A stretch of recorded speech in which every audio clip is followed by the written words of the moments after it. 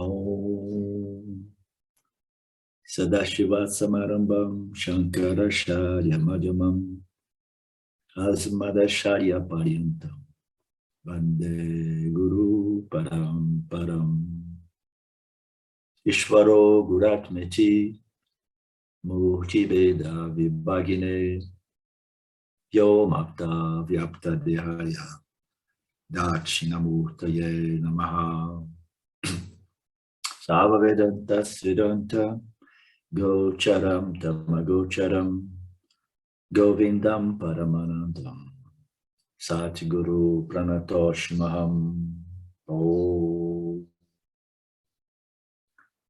Om Shanti Shanti Shanti Om Namastê.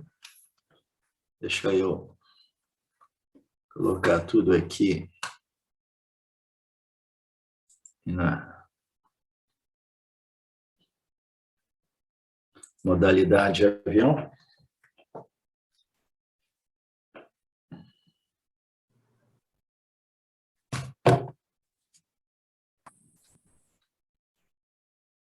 Então, no capítulo, nós estamos no capítulo 2, naturalmente, né? Nós sabemos que no início do capítulo 2, nós encontramos o Arjuna sofrendo da doença do samsara, né? A doença do samsara, todos nós do Vedanta Brasil conhecemos muito bem, né?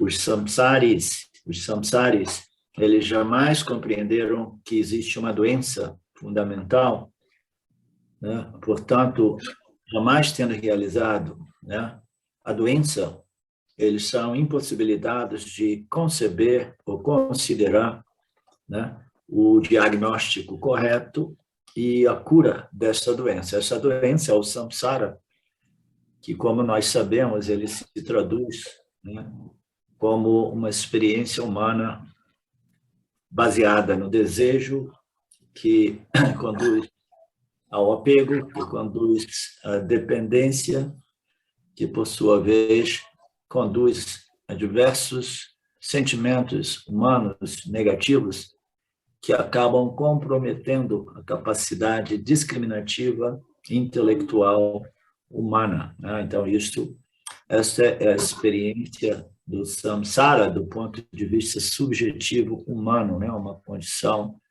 na qual o indivíduo ele perde, né, uma certa qualidade discriminativa devido a este fenômeno, com base nos desejos e aversões, nos apegos e dependências, que, por sua vez, né, produzem diversos sentimentos, né, negativos, que acabam por comprometer a nossa capacidade de discernimento e discriminação. Então, o Arjuna sofrendo desta doença comum, que nós a conhecemos, né, que é o primeiro passo para diagnosticá-la e resolvê-la, né?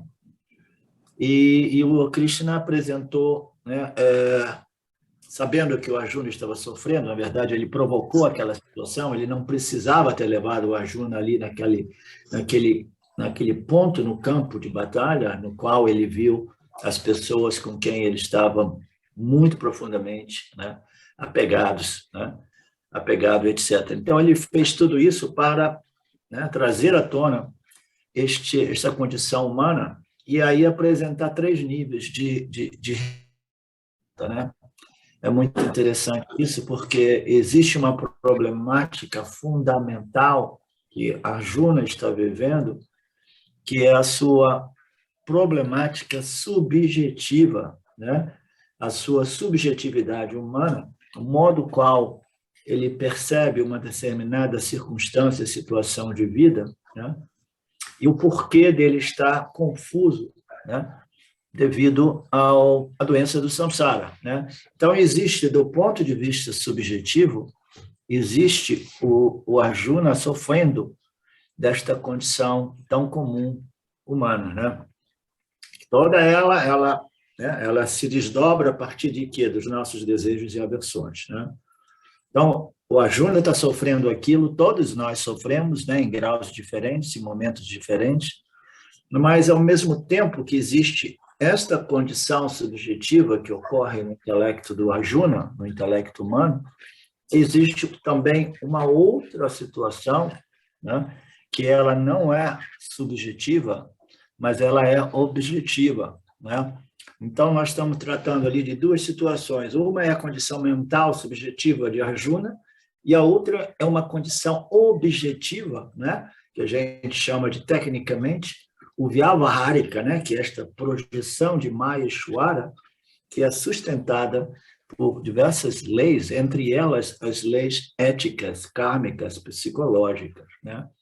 Então, Krishna aparece ali e ele fala, ok, eu tenho que resolver a situação subjetiva de Arjuna, mas, ao mesmo tempo, eu preciso resolver uma problemática ainda mais profunda, que é a problemática objetiva, porque o Dharma está sendo destruído, e a menos que Arjuna, ele comece a fazer o seu Swadharma, né, aí tudo estará perdido. Não somente a condição, a discriminação, o discernimento de Arjuna estará comprometido, mas a sociedade como um todo estará comprometida. Por quê? Porque ela depende do seu general para restabelecer e proteger esse Dharma, né? Então, o Krishna lidando com a problemática subjetiva de Arjuna e a problemática objetiva, que é a situação do campo, né? A violação extrema daquilo que nós chamamos de Dharma, né? Essa lei ética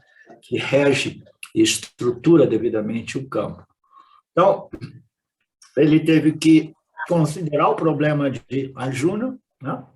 E, ao mesmo tempo, ele vendo a situação do Dharma, e ele viu que a prioridade número 1 era não somente resolver o problema a Dharma de Arjuna, não somente liberar Arjuna, porque, fundamentalmente, essa é uma escritura de autoconhecimento, não necessariamente ou somente liberar Arjuna, né, da auto-ignorância, mas a resolução, a necessidade imediata que Krishna, né, precisava, né, manifestar, era simplesmente que o Arjuna ele fizesse a ação adequada naquele momento, para o bem do todo, né? Então, não era tanto uma questão de resolver, né, o Satyamitya, discriminação, ou Dharma, discriminação, né? Tudo isso depende da condição mental, intelectual de Arjuna, mas, acima de tudo, é fazer o Arjuna,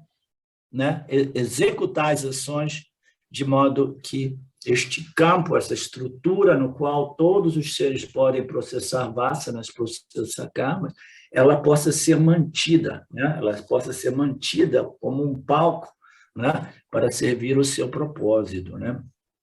Então, nós vimos que o Krishna ele abordou esse problema de 3 níveis, né? E o nível mais direto, o nível mais né, imediato, né? Era aquele de dizer, olha, você levanta e luta, né? Você precisa lutar, né? Só que no início do Gita, como a gente lembra, né, não tinha modo do Krishna dizer nada, porque a única coisa que o Krishna fez foi levar o Arjuna para dar uma olhadinha ali na situação, como é que se diz? Na disposição dos 2 exércitos, né? Ele fez aquilo e, a partir dali, o Arjuna ele deu uma pirada, aí ele não tinha mais a condição psicológica para receber nenhuma abordagem, nenhum tipo de ensinamento. Então, né, o Krishna ficou esperando o Arjuna esvaziar-se, né, vomitar de tantas daquelas coisas, até que ele começou a apresentar o Jnana Yoga do Vedanta para Arjuna, né? Então, ele foi explicando para Arjuna, a nível upanishádico, né? Você está apegado, você está dependente, você está sentimentalmente abalado, você está confuso, né? Mas você tem que compreender que tudo isso que você está vendo aqui nada mais é do que o ser não dual, uno, eterno, né? Ser esse que jamais é impactado pelas armas, pelo fogo, pela água, pelo ar, nada pode realmente tocar aquilo que nós somos, né? Então, ele apresentou esse nível de abordagem, aquele mais elevado, mais superior, E aí, imediatamente depois, ele percebendo que o Arjuna ainda assim não estava disposto a exercer o seu Swadharma, né? e estabelecer e dar um passo na direção de resolver um problema que era aquele mais imediato, mais urgente, mais necessário, que é o restabelecimento do Dharma, né? Aí ele dali ele deu uma descida nos ensinamentos e ele começou a explicar, né, o que é Dharma e o que é Adharma. Então ele teve que passar pelas resistências de Arjuna, porque o Arjuna já tinha misturado tudo, ele estava vendo o Dharma no Adharma e Adharma no Dharma. Aí o Krishna começou, depois de ter abordado os ensinamentos do Jnana Yoga, ele começou a abordar os ensinamentos de Dharma, né? Karma Yoga, Dharma Yoga, e no final das contas ele teve que descer ainda mais a abordagem dele, e ele começou a provocar o Arjuna, né? Tentando provocar o Arjuna a fazer esta ação adequada, necessária, urgentemente necessária. Então, ele começou a mostrar para o Arjuna o outro aspecto, que é o ego, a fama, o nome, a reputação dele que iria ser destruída, né? E aí ele foi por aí, né? Então, essas foram as 3 abordagens que nós vimos, né? E nós já, né, já desenvolvemos diversos versos em torno a isso, né? Na verdade, o verso 26 agora é quando ele começa, né, a entrar mais no Karma Yoga do Vedanta. Então, ele deu esse ensinamento a 3 níveis, e no início, naturalmente, né, aquela parte que a nós nos interessa mais, porque nós somos todos estudantes avançados do Vedanta, né, ele apresentou a natureza Svarupa Chaitanya, né, deste ser, né? Então, Chaitanya é a consciência, e Svarupa significa natureza, consciência. Essa natureza, consciência, né, é Nitya, é eterno. Ele também aponta que é Satya, aquilo que existe sempre, em todos os momentos, em todas as circunstâncias, né? Jamais não presente, jamais não existente. E ele também apontou que este Atma Svarupa, né, o Svagarta, essa consciência, ela tem o poder de permear ou pervadir tudo. Então, ela é como o espaço, ela não sofre nenhuma limitação espacial, ela não é localizada, mas o universo ocorre localizado dentro do âmbito desta consciência, né? Então, esta consciência, ela não é localizada, contrário ao corpo físico, que é localizado. Ele disse que este Atma é a prameya e a prameya, né? A prameya é aquilo que não pode ser objetivado, que não pode ser visto, que não pode ser conhecido objetivamente, né? Ela não é prameya, ela é aprameya, né? Que é um ponto importantíssimo, o mais importante nesse processo de auto-reconhecimento. O que eu sou é aquilo que jamais pode ser objetivado, porque eu sou aprameya, né? Aquilo que jamais pode ser experimentado, aquilo que jamais pode ser objetivado, né? E o Krishna também elaborou muito, né, o conceito de que esta consciência ela é livre da ação. Se a consciência ela é a carta, ela não faz ações e ela não experimenta resultados de ações, né? Então, o Krishna elaborou também se aquilo que nós somos não faz ação, aquilo que nós somos sem ação, naturalmente, ela não é sujeita aos resultados, aos karmas. Então, não existe questão de resultado das ações, porque aquilo que nós somos é a carta, né? E se não existe resultados de ações, isso significa que não existe nem punha, nem papa. Então, esta consciência também é livre do renascimento, né? Ela é livre deste ciclo, né, de vida, morte e renascimento, que é todo ele fundado nas ações, né, nas ações totalmente permeadas por esta identificação como eu, o fazedor e o desfrutador dos resultados de minhas ações, né? Então, ele apresentou este outro aspecto, que é o akarta e a bhokta, né? E, portanto, ela é livre do renascimento também, do nascimento. E, por último, o Lord Krishna, ele apresentou a natureza Chaitanya, dizendo que é Nirvikara. Nirvikara é uma palavra muito bonita, né? Nirvikara não somente inclui tudo aquilo que foi dito a respeito do que nós somos, mas também, né, adiciona o fato de que nós somos este princípio que jamais se modifica, né? Jamais se modifica, a gente não pode ser visto objetivamente, né? E a gente, ao mesmo tempo, sem fazer nada, nós concedemos existência, e o dinamismo do mundo todo é derivado desta existência-consciência, né? A prameia, né? E, ao mesmo tempo, jamais em modificação. Então, nós somos esta consciência e existência sem nenhuma modificação, sem nenhuma mudança, né? Então, tudo isso são, né, é uma síntese do que foi visto na primeira sessão do Gita, no capítulo 2, né, quando Krishna falava sobre aquilo que nós somos, né? E o Swami Paramarthananda, ele faz um comentário que vocês já devem conhecer bem e ter ouvido, né, da parte minha, né? Porque é um problema, uma confusão muito comum no mundo espiritual, né?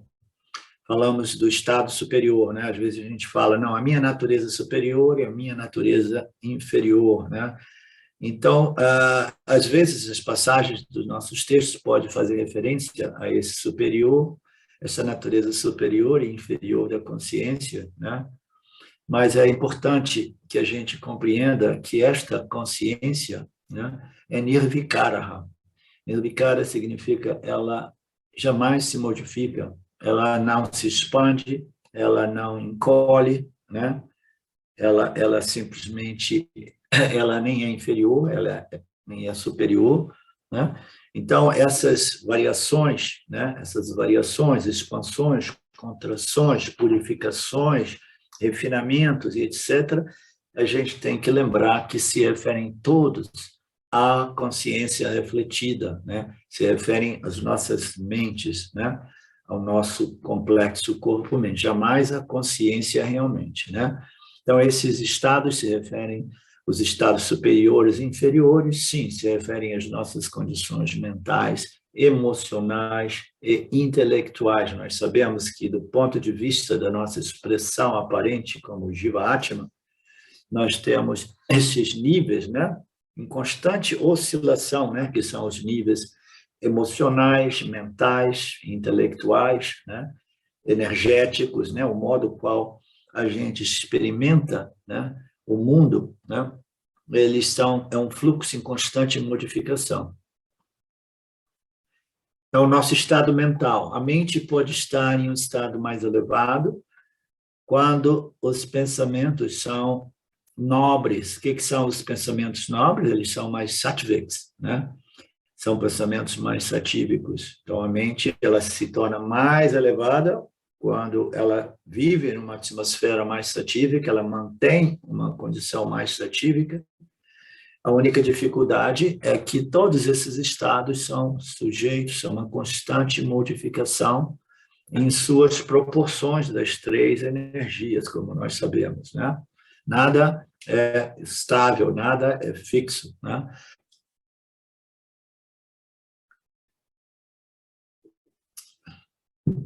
Ok. Não existe tal coisa como uma consciência superior e inferior. Eu já tive tanto problema tentando, né, dizer isso para algumas pessoas, porque é um choque para as pessoas que a coisa mais comum que existe é esta sobreposição da mente na consciência, né? E aí uma pessoa falou algumas coisas nesses termos, aí eu tentei alertar essa pessoa, né, de que a consciência ela não varia, não expande, não cresce, mas sim a mente, etc. E a pessoa, eu acho que ela não gostou, ela desapareceu. Ah,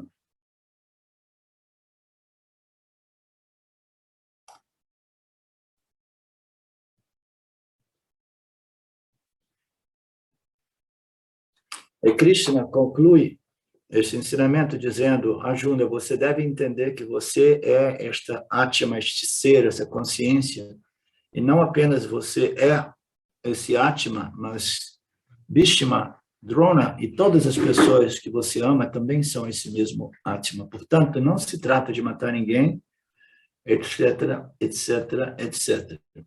Ô, professor, você Oi. estava falando sobre a mente pode estar no estado mais elevado, quando os pensamentos são nobres, aí você ia falar do intermediário agora. É Do intermediário. um pouco acima dessa que você concluiu. Okay. Deixa eu ver aqui. A mente pode estar num estado mais elevado quando os pensamentos são sattvicos. E a mente pode estar no estado intermediário quando os pensamentos são rajásicos. Né? A mente pode estar num estado ainda inferior quando os pensamentos são tamásicos. Tem razão. Eu pulei essa passagem, é uma passagem interessante. Nós temos essas variações mentais, emocionais, intelectuais, operando todo o tempo, né? Nós sabemos que o objetivo nosso é manter uma mente mais satívica, compreendendo a impossibilidade, né? Porque Mitya tudo é um fluxo de constante modificação, né? Em suas proporções das três energias também, né? Então, uma mente num estado mais intermediário, a gente poderia dizer, é aquela mente ativa, aquela mente que engaja, né? Que interage com o mundo, que faz as coisas, e etc, etc. Ela precisa de uma determinada proporção de rajas, né? Mas ainda assim, ela precisa de sattva guna, que permita, né, a esta mente responder ou agir de modo devido e adequado, né? Responder aos estímulos de modo dármico e adequado, né? Então, os pensamentos intermediários são uma mente intermediária, uma mente mais rajásica, né? Permeada, né? Ou sustentada por clareza mental, por sattva, né? Porque um estado mais elevado da mente, mais nobre, é o estado satívico, mas esse estado mais nobre, né? É por isso que existem essas diferenças culturais, né? De frações culturais. Os brahmins, né? Na Índia, são aqueles que são os indivíduos que estudam as escrituras e ensinam as escrituras, e eles não precisam se envolver com o mundo, né? Então, o indivíduo, naquele tipo de estilo de vida, ele pode simplesmente desenvolver e manter uma mente fundamentalmente satívica, porque ele é um grande professor, ele é um grande religioso, né, espiritual, que escreve escrituras e compartilha. Então, depende muito dos nossos papéis. Uma pessoa rajásica, ela é envolvida no mundo, né?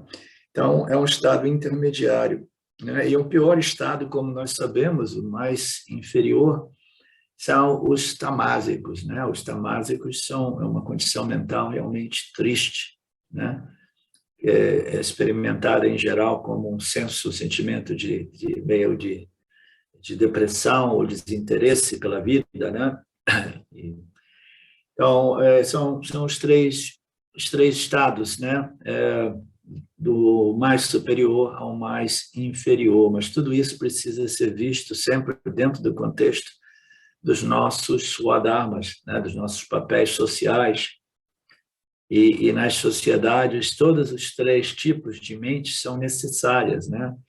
Até mesmo do ponto de vista de uma nação, as pessoas tamásicas, elas também são necessárias. Elas eram necessárias nos dias de hoje, talvez não, né? Até recentemente, as pessoas tamásicas eram necessárias porque elas iam para as linhas de produção, né? De montagem, e faziam aqueles trabalhos mais repetitivos, né? E sem graça, que eram necessárias, né? Para a manutenção do tecido social, né? Agora as coisas estão mudando com a inteligência artificial, mas o que eu quero dizer é que os três tipos de mentes, eles sempre existiram e sempre serviram os seus propósitos. Mas quando nós chegamos no Vedanta, nós sabemos que o objetivo nosso a autoinvestigação, o autoconhecimento e a libertação do samsara, né? Então, que tipo de mente a gente precisa desenvolver e manter, né, naturalmente, é aquela mais sattvic, né?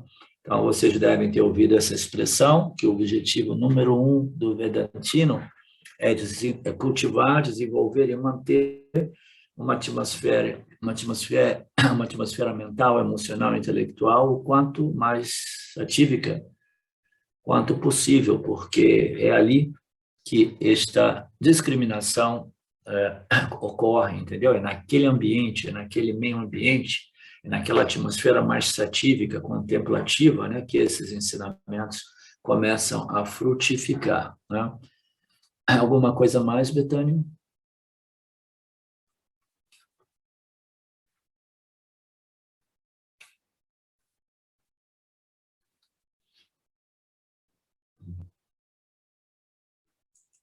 Então, Krishna disse que você deve entender que você é este ser e que todos, né, também são esse ser. Portanto, não existe nenhuma necessidade para você ficar triste, né, e deprimido. Compreenda esses ensinamentos e se livre de toda a culpa. Você não deve sofrer na medida que você sabe que você é o Atman. E você, ao mesmo tempo, não deve fugir do seu dever se você souber que você é o Atman, né? Aí que pega para muitas pessoas, né? Essa clareza a respeito de Satyamitra, né? Sem fazer a confusão, né? Eu não preciso sofrer, eu não preciso ficar sentimentalmente envolvido, deprimido, triste, né? Porque tudo é somente esta consciência, né? E, ao mesmo tempo, você não deve utilizar esta compreensão para fugir do seu Swadharma, né? Então, você, em sua natureza, né, agente, você ainda assim, apesar do conhecimento a respeito de Atma, você ainda assim precisa, né, manter o seu dever. Naturalmente que é diferente para cada um de nós, né? Aqui nós nos referimos a um momento crucial na história, né? Total destruição do tecido social, o Dharma, né? E aí tem a posição de Krishna, de Arjuna, que ele é o general número 1, né? Então, o dever dele é realmente, né, é lutar esta guerra. Não significa que todas as pessoas necessariamente, né, precisam lutar uma guerra neste sentido, né? Porque não necessariamente representa o Swadharma de cada um de nós, né? A gente vai poder ver isso com mais detalhes. O verso 26, no entanto, se você considera que o Atma está constantemente nascendo e constantemente morrendo, mesmo assim você não deve sofrer, Arjuna. Então, agora ele traz um outro argumento, depois de ter apresentado o Yana Yoga, e viu que o Arjuna ainda assim permanecia emocionalmente confuso, né? Ele falou, então, mesmo que você não aceite totalmente o fato de que você não nasce, você não morre, né? E etc., etc., ainda assim, você não precisa sofrer e você precisa lutar esta guerra, né? Então, ele começa, né, a descer a um outro nível, né, um nível inferior. Ele começando nesse nível, no verso 26, né, ele apresenta um argumento hipotético. Suponha que Arjuna não aceite esse ensinamento vedântico, porque sempre a abordagem vedântica é nunca impor o ensinamento a ninguém, né? Então, o Vedanta, ele apresenta essas declarações finais, essas verdades finais, né? Essas Mahavakyas, mantras finais dos Upanishads, mas o Vedanta sabe que a maioria das pessoas não irá aceitar essas declarações finais, né? Mas, de modo muito curioso, o Vedanta é Vedanta porque ele sempre inicia apresentando a verdade absoluta. Aí, se a pessoa não tem condição de ser beneficiada dessas declarações finais, ele diz, eu sei, nós sabemos, nós compreendemos, é por isso que nós temos karma, dharma, upasana, né? De modo que nós possamos, né, desenvolver as qualificações necessárias para que a gente possa aceitar, né, o Yana Yoga, né, essas declarações finais. Então, o Vedanta jamais tenta impor essa verdade absoluta a ninguém. O Vedanta não é uma filosofia, né? O Vedanta não é uma religião no sentido de que ela busca haver mais e mais adeptos, né? O Vedanta simplesmente ele não faz nada para obter mais adeptos, ele compreende que aqueles raros indivíduos interessados neste autoconhecimento se sentirão, né, atraídos pelo Vedanta na medida que eles, né, eles crescem, né, desenvolvem uma certa maturidade, né? O Vedanta é uma partilha clara entre o professor e o aluno. O aluno tem que ser convencido intelectualmente, mas não se trata de imposição do ensinamento, nem por parte das escrituras e muito menos por parte do professor. Então, Krishna diz, Arjuna, você não pode ser capaz de aceitar este Atma, e eu compreendo, né? Você pode concluir que não existe tal coisa chamada Atma, né? Porque ninguém viu este Atma, e você mesmo diz que o Atma também não pode ser visto, né?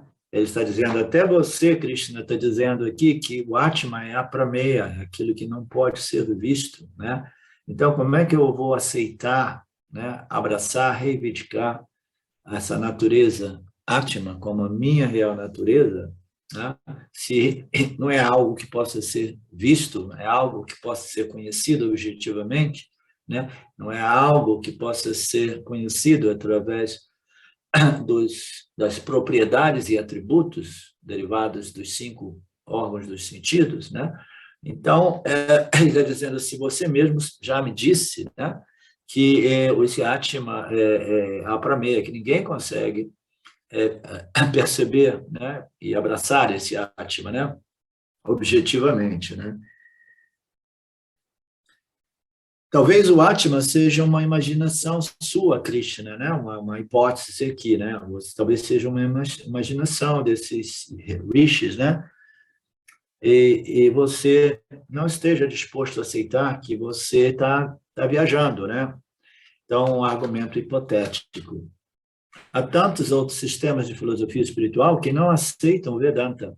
E há certas filosofias, certos sistemas que aceitam o ser, né? Aceitam o eu, o Atma, né? Existem outros, né, que aceitam um Atma, mas é como se o Atma ele fosse um subproduto do corpo. Ele se manifesta a partir do corpo, né? Como um ramo do budismo, né? Existem outras filosofias espirituais que aceitam a ideia do Atma além do corpo, mas a filosofia deles é que o Atma está em constante modificação e movimento, né? Então, ele simplesmente dá uma pincelada, eu cortei todos os desenvolvimentos a respeito disso, né? De alguns desses sistemas que aceitam, né, um Atma, mas não aceitam o Atma como se ele fosse livre e independente do corpo, né? Não aceitam o Atma como aquilo que é sempre presente, sem jamais se modificar, né? Então, eles atribuem o Atma uma temporalidade, né? Uma existência temporal junto com a existência do mundo físico material, né? Então, são escolas diferentes, e aqui o Swami Paramarthananda está dando uma pincelada de modo que a gente possa compreender a dificuldade da maioria das pessoas em aceitarem essas declarações finais do Vedanta, né?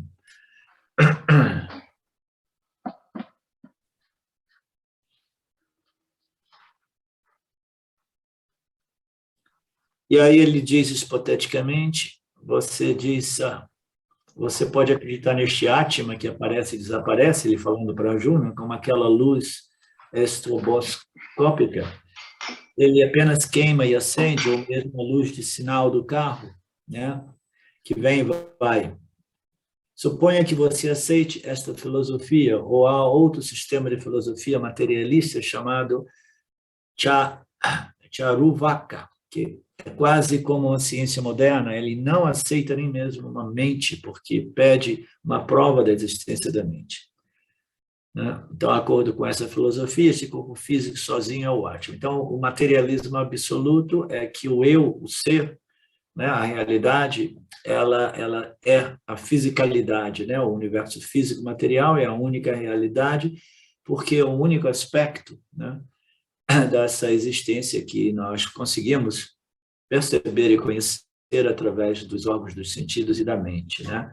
Então, é uma visão objetiva, materialista, né? Fora isso, não há nada e não há mente além do corpo, essa filosofia diz.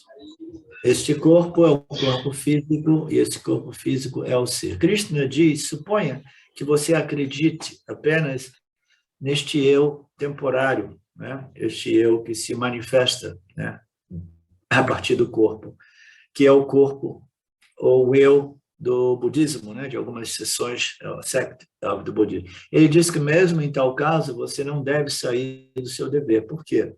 Ele dá razão. Isso se chama argumento hipotético, né? Então, mesmo que você negue o absolutismo dos Upanishads, né, a respeito deste Atma livre, independente, sem jamais se modificar, aquilo que não pode ser visto, experimentado e conhecido objetivamente, né? Mesmo que você não aceite nada disso, e você aceite, né, o Atma, o ser, como algo inerente à matéria, né? Ainda assim você deve fazer o Swadharma, né? Então, ele apresentou esse argumento hipotético, segundo a explicação do Swami Paramarthananda, né, dizendo, olha, se você realmente estiver preso a essas noções materialistas, né, ainda assim, você precisa fazer o seu Swadharma. Suponha que você acredite no Atma. Significa você mesmo, que é Nitya Jatan, que nasce constantemente. Então, você acredita no Atma que nasce e morre, né? E também Nityava Nitram, morre constantemente, né? Então, nasce e morre. De acordo com Vedanta, você não tem nascimento ou morte. Mas suponha que você não aceite o Vedanta e você diz que você esteja sujeito ao nascimento e à morte. Ele diz que mesmo assim, o Vedanta diz que mesmo assim a morte não deve ser motivo de tristeza, porque você, após a morte, recebe um novo nascimento. Você não deve se lamentar, porque você não deve se lamentar, porque Krishna vai explicar isso muito mais tarde. Então, ele apresentou esse argumento hipotético, né, para conduzir essa conversa ao fato de que mesmo que você acredita que o Atma ele é inerentemente, né, derivado da matéria, né, e que ele nasce com os corpos novos e morre com os corpos velhos, né, ele diz que ainda assim nada disso deve ser motivo de tristeza. Por quê? Né? Ele apresenta esse argumento simples e claro, né, que a morte nada mais é do que o início do nascimento, né? E o nascimento nada mais é do que o início da morte, né? É um ciclo infinito de nascimentos e mortes, né? Então, qual é o problema, né? Se você acredita que este ser ele é inerentemente dependente do corpo físico, da matéria, não tem nenhum problema, porque, como nós sabemos, nada vem destruído, né? Simplesmente vem reciclado, né? A energia, a matéria, ela é simplesmente jamais sujeita à destruição, mas à constante transformação através dos renascimentos, né? Então, ele vai explicar um pouco mais sobre este argumento hipotético. Porque a morte é certa para quem nasce, e o nascimento é certo para quem morre. Portanto, você não deve lamentar este fato inevitável, né? Então, se a pessoa nasce imediatamente, né, a gente precisa compreender, né, que a morte é inevitável, porque tudo o que nasce é sujeito, né, ao tempo, né? A temporalidade de Maya o tempo consome todos os objetos que nascem, né, que aparecem, né? Então, tudo que aparece desaparece em seu devido tempo, né? Isso é uma lei inerente, uma lei da criação, né? Uma lei que não pode ser modificada, né? Dentro de Nietzsche. Tudo que nasce, cresce, envelhece e morre, né? É um fato inevitável. Então, este é um verso importante no qual Krishna passa essa sabedoria muito prática para Arjuna, né? Você não precisa compreender os ensinamentos finais dos Upanishads. Tudo que você precisa, né, compreender é o Atman. Você nem precisa acreditar que você seja esse Atman. Basta você observar fenômeno e compreender que tudo que nasce morre, que tudo que morre renasce, né? Então, é um senso comum que requer uma inteligência, né, de bom senso, né, para que você viva feliz. Não tente resistir a esta lei primordial, que é tudo que nasce, cresce, envelhece e morre, né? Então, você pode viver feliz, você pode fazer o seu Swardharma sem nenhum problema sentimental a respeito da morte das pessoas que se encontram do outro lado deste campo de batalha. Por quê? Porque a sua inteligência, o seu senso comum já compreendeu que todos nós estamos destinados ao desaparecimento, né? Naquilo que se refere à nossa configuração corpo físico, né? Considere que você, mesmo que você acredite que o seu Atma é o corpo físico,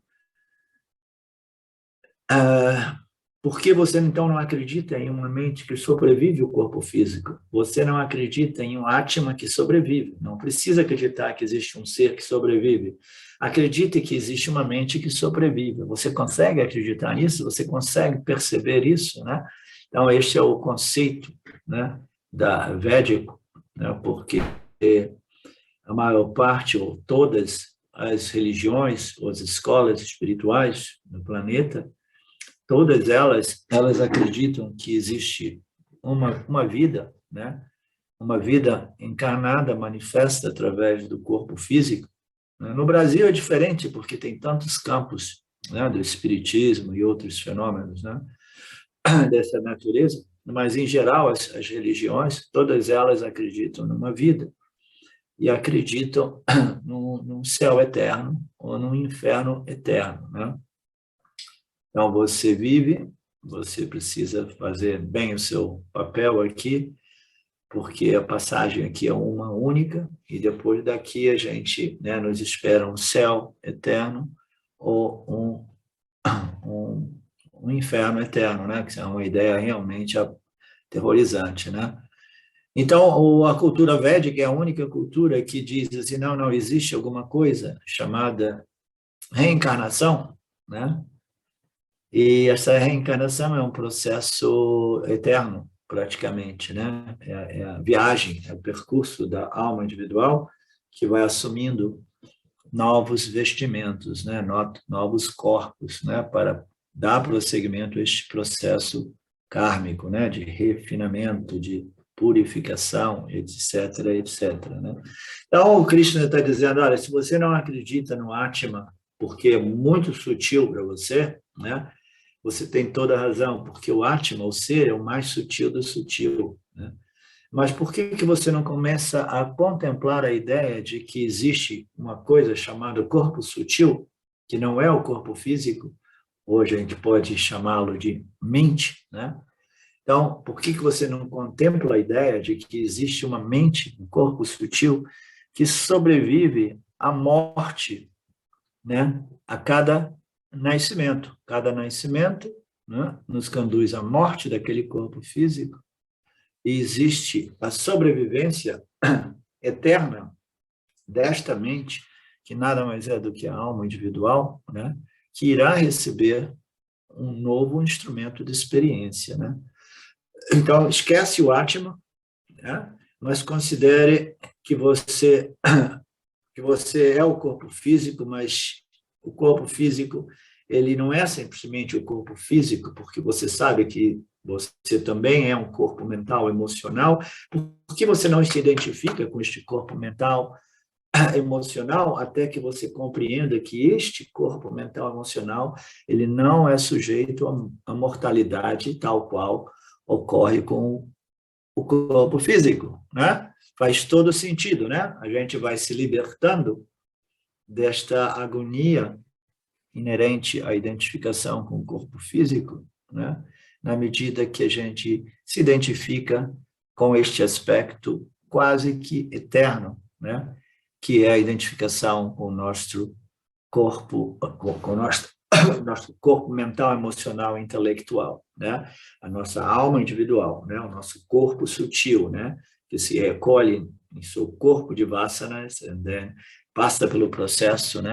De exaurimento de algumas vasanas, e processamento, que ninguém sabe exatamente o que ocorre, e recebe em seu devido tempo um outro instrumento físico, né? Por que não nos identificarmos com esse aspecto que não é sujeito à mortalidade, né? Parece um argumento muito simples, ele não é tão sutil quanto a identificação com este Atma que não nasce e não morre, é a identificação com este Atma, né? Que é o corpo sutil, que não nasce e não morre, né?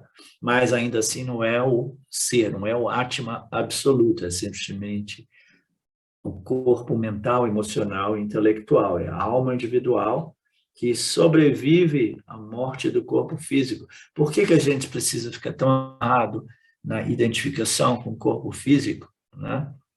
Se a gente sabe que, enquanto mente, né, nós somos livres da morte do corpo físico. Existem diversos testemunhos, experiências contadas e recontadas de pessoas que deixam o corpo físico e experimentam, né, a sua existência mental, emocional e intelectual como um determinado princípio que testemunha, né, o desaparecimento do físico, né? Então, são argumentos interessantes, né, que nos permite já minimizar a problemática humana. Veja, na Índia, as pessoas lá são muito mais felizes, elas têm sempre um sorriso interessante, né? E se diz que é porque é uma nação, né, é a capital espiritual do mundo, ou pelo menos costumava ser, e as pessoas, elas sabendo que a alma é eterna e ela passa de encarnação em encarnação, né, novos nascimentos, então, essa aflição a respeito da mortalidade, ela já é muito minimizada na Índia, né? E a aceitação dos karmas, dos prarabdha karmas, também é muito bem aceita na Índia como o meu karma, né? Então, são coisas interessantes para nós considerarmos, né?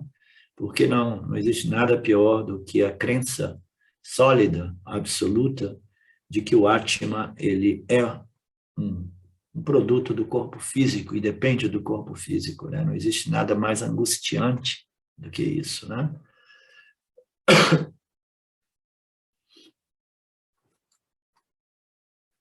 Você deve aprender a natureza deste corpo físico. Você sabe que o corpo nasce em uma determinada data, porque você mesmo apresenta esta data de nascimento. Onde quer que você vá, você tem data de nascimento, né? Então, você compreende, né, esta lei universal a respeito da data de óbito do corpo físico, né?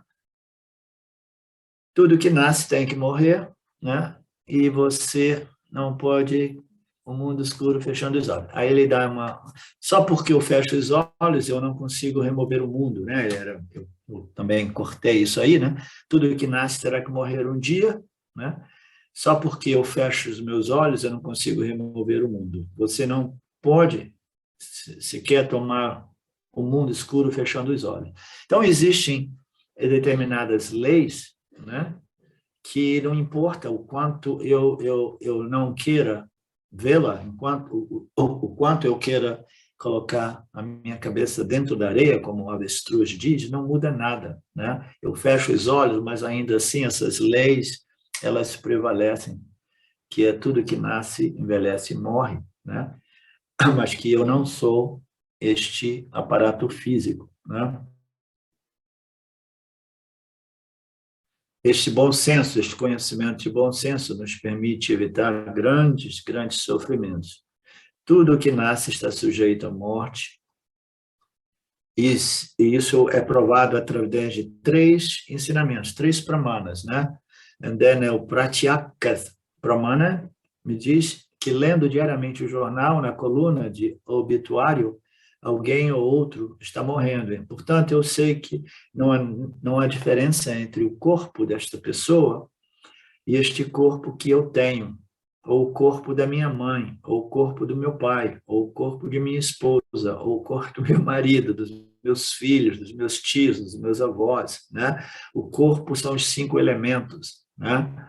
Então, tudo que nasce é sujeito à morte, e isso é uma coisa tão escancarada diante de nós, a gente pode, né, observar através deste meio de conhecimento, né, que é o jornal, a coluna do obituário, que vai mostrando todas aquelas fotografias de pessoas que morreram ontem, né, ou morreram anteontem, né?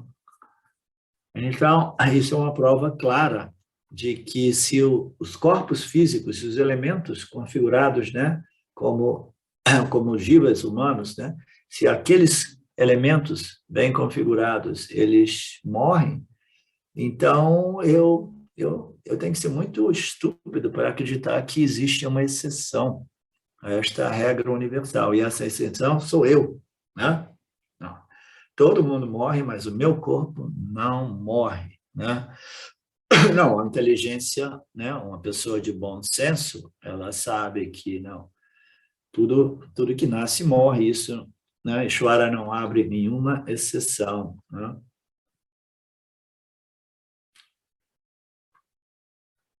Não apenas este pramana, mas anumanaha pramana, a inferência, nós temos a percepção direta de que os corpos ao nosso redor morrem, mas nós temos um outro meio de compreensão a respeito da mortalidade de tudo, inclusive o meu corpo físico, né? Que é a inferência, né? Que tudo que tem um começo necessariamente tem um fim. Então, a gente supõe que assim, tudo bem, eu vi esses anúncios aqui, né? Esses anúncios, mas eu não conheço essas pessoas, eu nunca tive nenhuma experiência a respeito disso, eu sou muito jovem, né? Eu estou com 12 anos, né? Então, realmente eu não tive a experiência direta de ver nenhuma das pessoas, né, com quem eu cresci, né, morrerem, né? Então, essa experiência, este pramana direto, ele não é à minha disposição, eu não tive uma experiência direta, né? Ele disse, você não acredita na experiência direta de todas essas pessoas, algumas das quais você conhecia, e que agora você vê lá na seção, né, do jornal, do obituário, né, dizendo que essa morreu nesse dia, morreu essa data de óbito, aquela data. Então, mesmo que você não tenha um acesso direto, sensorial, né, de observar, né, essas pessoas que apareceram e desapareceram, você pode usar a inferência. A inferência é um meio muito importante de conhecimento. A inferência é o quê? Não, eu compreendi que tudo que nasce vai morrer, né? Eu não vi ninguém morrer, eu não vi meu avô morrer, não vi minha tia morrer, não vi meus pais morrerem, não vi meus irmãos morrerem, não vi meus vizinhos morrerem, não vi ninguém morrer, mas eu tenho uma compreensão fundada na inferência que me diz que, mesmo que eu não tenha observado sensorialmente, né, a morte de pessoas, de entes queridos, ainda assim, eu sei que eu vou experimentar a morte de entes queridos. Por quê? Inferência, tudo que nasce morre, né? Então, mesmo que eu não tenha tido a experiência direta da morte, né, dessas pessoas, eu sei que eu experimentarei a morte dessas pessoas. E a morte mais importante para nós é a morte deste corpinho físico, né? Com o qual a gente se sente, né? Não, principalmente quando o corpinho físico é jovem e bonito, né? Então, o apego é maior ainda, né? Quem sabe, não, eu sou uma pessoa do Vedanta, eu compreendo a percepção direta, mas eu compreendo a inferência é um super válido meio de conhecimento. Se eu nasci é porque eu vou morrer. tudo que nasce morre, né?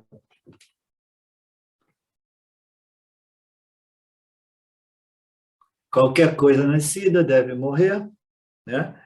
Nascida do karma. Tudo que nasce, nasce do karma, né? Aqui tem outro viés dessa análise. Nasce do karma, e ela nasce de bom karma ou de mau karma, né? De punya e de papa. E tudo que nasce do karma terá um começo e um fim, né? O corpo nasce do karma e o karma é como o óleo, né? Quando o óleo acaba, se esgota, então o fogo se apaga, né? A lâmpada também se apaga, né? Então, ele apresenta essa analogia vedântica de que o karma é como o fuel, né? É como é que se diz? O fuel é o combustível. O karma é o combustível que mantém acesa a chama da vida, né? Do indivíduo, da alma individual manifesta, né? Então, é o karma que mantém essa chama, né? Essa chama acesa. O karma, quando ele se esgota, né? Aí esta lâmpada também se esgota, se apaga, né? Então é o fogo, é a chama, né? Da mesma forma, a vida é como uma lâmpada que é sustentada pelo óleo do karma, né? A cada dia esse karma está se esgotando. Se você se lembra ou não, se você quer se lembrar ou não, Arjuna, isso é um fato. Medite, assimile e compreenda esse conhecimento inferencial, né? De que tudo que nasce morre e que toda a vida ela é mantida por essa chama, né? Esse combustível chamado karma, né? E o karma ele se esgota gradualmente, né? Não importa o quanto você tenha acumulado punya, o punya karma irá se esgotar, não importa o quanto dolorosa a sua experiência de papa possa ser, isso também passará, né? Medite sobre tudo isso e aceite o inevitável, né?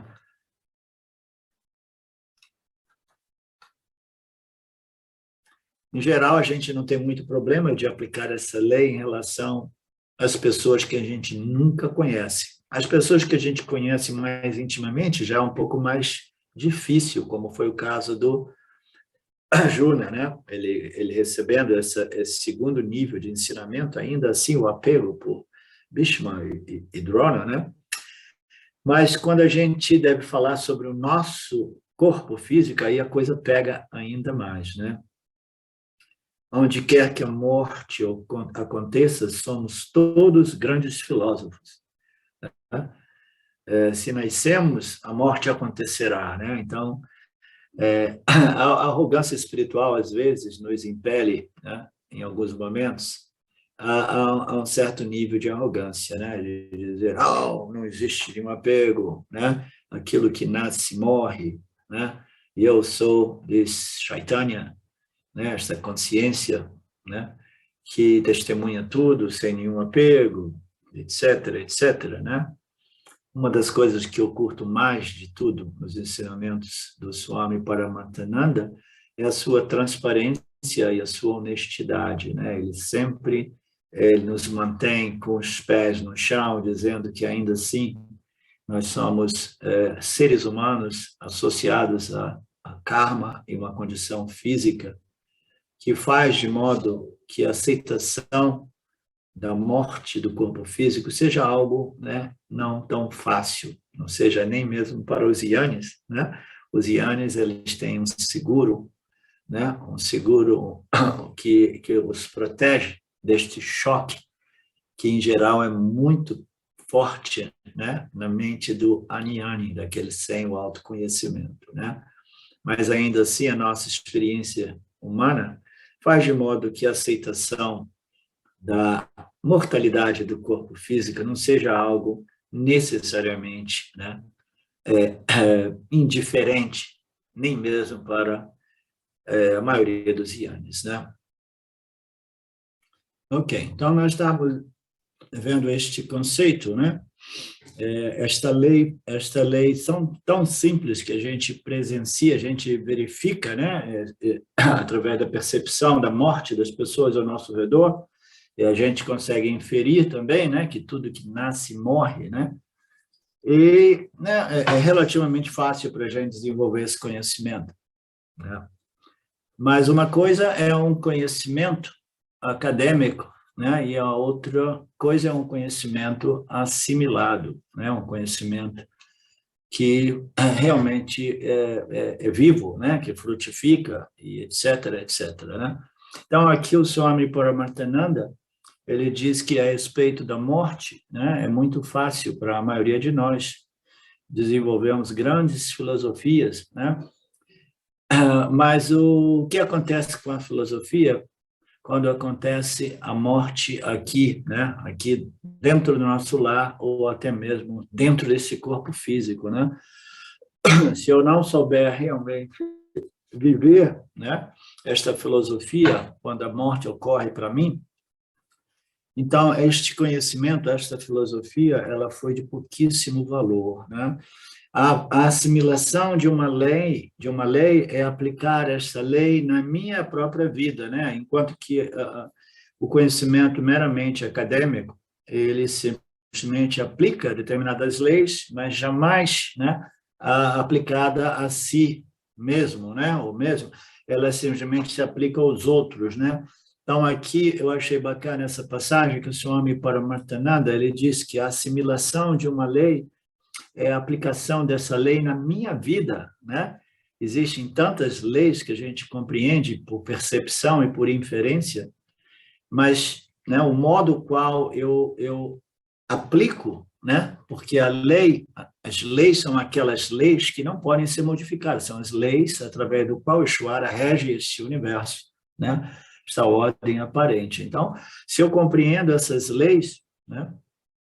Eu preciso fazer de modo que elas sejam bem assimiladas e aplicadas na minha vida, de modo que elas tenham realmente validade, né? A assimilação de uma lei é aplicar essa lei na minha vida. E enquanto eu não conseguir fazer isso, é apenas conhecimento não assimilado. Então, essa é a parte bacana que eu tinha, né, feito uma marca aqui para a gente. Até quando eu não consiga aplicar essas leis na minha vida, então isso se refere a um conhecimento, né, um conhecimento acadêmico que não foi convertido, né, em conhecimento direto, né, ou em outras palavras, enquanto eu não conseguir aplicar essas leis na minha vida, esse conhecimento é o que nós podemos chamar de conhecimento não assimilado, né? Não é sabedoria.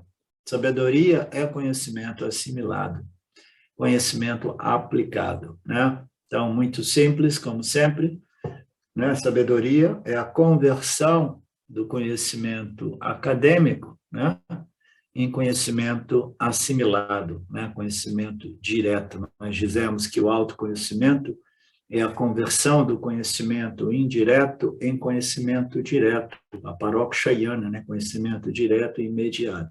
Então, esta conversão ocorre, e aqui o Swami Paramarthananda, ele faz um outro exemplo, ele diz que a sabedoria, né, é a conversão, né, é a conversão deste conhecimento, né, que é um conhecimento, mas não foi devidamente assimilado, né? Então, a conversão, ela envolve a assimilação do conhecimento, né? Então, a sabedoria é conhecimento assimilado, né? A gente diz que sabedoria é o conhecimento direto e imediato, né? Mas ele é um conhecimento que se torna direto e imediato na medida que ele é devidamente assimilado por que os obstáculos, né? Os obstáculos que nos impedem a assimilação desse conhecimento foram, de qualquer modo, removidos, né? Então, sabedoria é conhecimento assimilado, que também não é diferente do conhecimento aplicado. Então, as leis, eu vivo, né, a minha vida a partir dessas leis é importantíssimo, né? Muito, muito importante. E a gente nunca sabe, a gente só sabe quando a gente é colocado, né, para teste, né? Quando o Shvara nos coloca num determinado teste, aí que a gente vai ver o quanto este conhecimento nosso é assimilado, direto, né? Livre de obstáculos, né, and so on, né? Eu me lembro aqui que mais ou menos uns 6 meses ou um ano atrás, um menino que era muito conhecido nesse movimento New Age, né, o Neo Advaita, né, espiritual. Ele é um menino inglês, né, relativamente jovem. Ele pegou uma doença e a doença acabou com ele, e aí ele acabou se expondo, dizendo: olha, tudo aquilo que eu ensinava para vocês não tem nenhum valor, porque eu estou destruído, né? Esta doença fez de mim uma pessoa falsa. Tudo aquilo que eu ensinava para vocês não foi realmente os meus ensinamentos assimilados, porque agora o teste chegou aqui e eu não consigo viver, né, tudo aquilo que eu ensinava a vocês. Então, a gente tem que, né, observar os testes da vida, porque Ishvara, de vez em quando, ele precisa fazer, né, esses momentos de teste, né, também para purificar alguns aspectos, né, de nossas arrogâncias aqui e ali. Não é assim, Marcelo? Não é assim que você foi perdendo os seus cabelos um por um? Os testes da vida? Constantemente testada. Exato momento, aliás.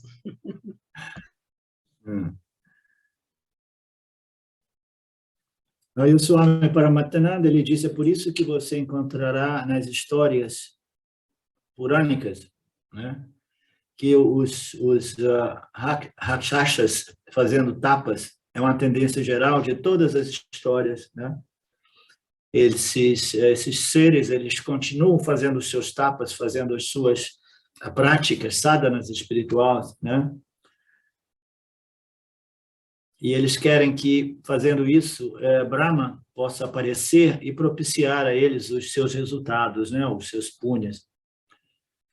E aí, nessas historinhas, né, das purânicas, ele tem essa passagem muito interessante, que a imortalidade do corpo físico é o desejo mais elevado do ser humano, né, movido por essa ignorância, né? Então, quando eles conseguem, fazendo todos esses tapas, essas práticas, eles conseguem manifestar Ishvara, né, fazer ele aparecer. Então, Ishvara vai perguntar: ok, qual é o seu desejo de hoje? E ele imediatamente vai dizer: eu quero a imortalidade do corpo. E a resposta imediata de Ishvara é sempre a mesma: isto não é possível, né? Esta é a tendência geral de todos, né? Eles ainda tentam obter a imortalidade por outros métodos, né? Como nós já vimos, né? O indivíduo, ele quer preservar, né, o seu corpo, o seu nome, a sua história, né? E tem uma outra historinha purânica, né, que ele diz: o cara falou: ok, então Ishvara, você já me disse que, né, de todos os meus desejos, este é simplesmente impossível de ser concedido, né? Aí o cara, muito inteligente, ele falou: então tudo bem. Então, eu não posso pedir para você a imortalidade do corpo físico, mas eu vou fazer uma grande lista explicando para você os modos os quais eu não quero morrer, né? Aí ele passou dias e semanas fazendo uma lista: eu não posso morrer assim, não posso morrer assado, não posso morrer, né, numa caça, não posso morrer por acidente, eu não posso morrer de ataque de coração, nenhuma arma, nenhum fogo, né? E Ishvara, né, tá ali assim: tudo bem, tá? Tudo, ok, isso tudo eu posso fazer para você, né? Você não vai morrer de nenhum desses modos, né? Então, tendo essas historinhas, né, elas são muito significativas, né? Porque no final das contas ninguém sabe, ninguém consegue escapar da morte. Mesmo Ishvara, né, tendo levado em consideração a lista desse cara de 2.800 modos que ele não queria morrer, ele fala: deixa comigo, eu sei exatamente como pegar ele, né, num desses momentos, sem quebrar a minha palavra, as minhas promessas para ele, né? Então, você precisa ser um sábio, né? Seja Rama Avatara ou Krishna Avatara, existe uma data de chegada e uma data de partida. Aqui o Swami Paramahansa, ele tinha abordado um pouco mais, eu cortei, né, a maior parte disso, mas deixei esta pequena passagem a respeito do avatar, né? O avatar é aquele que recebe um nascimento, mas não, né, não devido à sua conta kármica. Então, ele não tem karma, mas ele nasce, né, com base no karma coletivo universal para determinado propósito. É como se Shwara dissesse, ok, eu sei que você não tem ignorância, não tem desejos pessoais e aversões que possa te trazer de volta aqui, mas eu tenho uma missão para você, eu vou trazer você de volta, né? E você não vai, né, cair nesta ordem aparente, você não vai escorregar, né, e cair aqui embaixo, você vai descender, né? Então é um conceito diferente, ou você cai em mais uma encarnação, ou você descende, né, graciosamente através do poder de Shwara, que concede alguns nascimentos para seres, seja ele Rama ou Krishna, os avataras mais famosos, né? Então, mesmo que você seja uma avatara, né, você saiba que até mesmo como um avatara, você vai ter uma data de nascimento e uma data de morte, porque tudo que encarna, desencarna, né?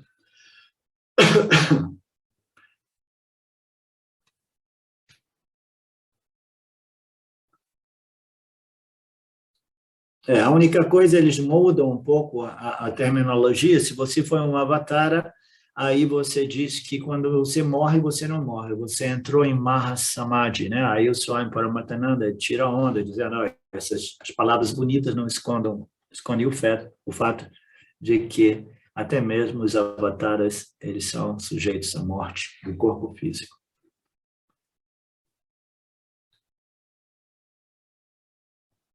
Aceite essa lei.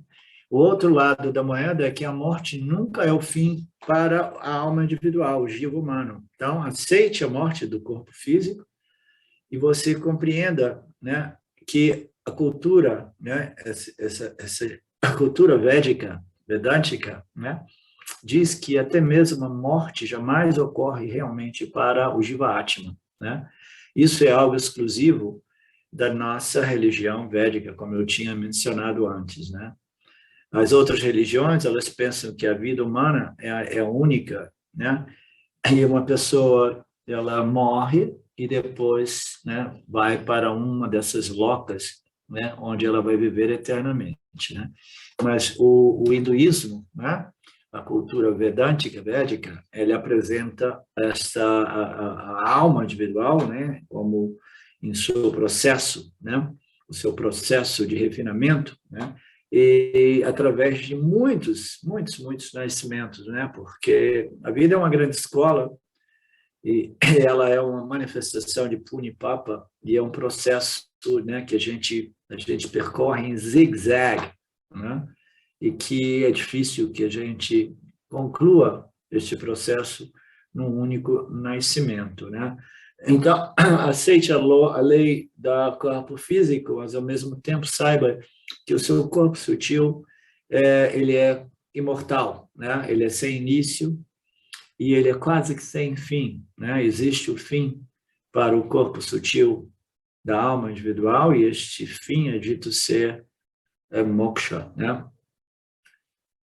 Então, em outras religiões, após a morte, você irá para uma dessas locas, né? Céu, inferno, você jamais sairá de lá.